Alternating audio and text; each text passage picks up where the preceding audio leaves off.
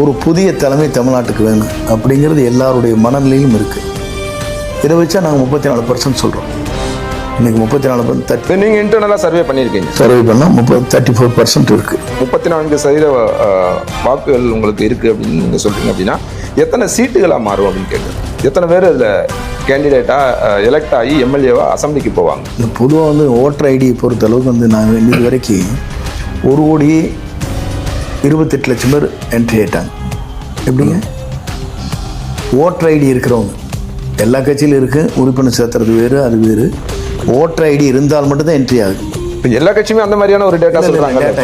அப்படி இல்லை, எங்கே சொல்லுங்கள். திமுக 2 கோடி பேர் இருக்காங்க, 2 கோடி பேர். அதிமுகலே அதே மாதிரி எங்களுக்கு 2 கோடி மேலே இருக்கேன்னு சொல்கிறாங்க.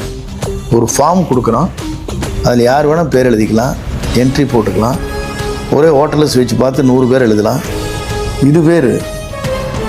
இது வந்து ஃபார்ம் கொடுத்து ஃபில்அப் பண்ணி கொடுத்து அங்கே நம்பர்ஸ் சேர்த்துறது.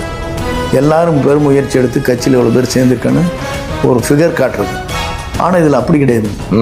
ஓட்டர் ஐடி இருந்தால் மட்டும்தான் அவன் என்ட்ரி ஆக முடியும். இது வரைக்கும் எந்த கட்சியிலுமே இல்லை. ஏதோ வேறு கட்சியில் இருக்குன்னு சொல்லுங்கள். இப்போ உங்கள் கூற்றுப்படி 1.5 கோடி 1 கோடியே இப்போ 28 லட்சம் பேர் இருக்காங்க. 1,28,00,000 பேர். அது எல்லாமே உங்களுக்கு ஓட்டுகளாக மாறும்.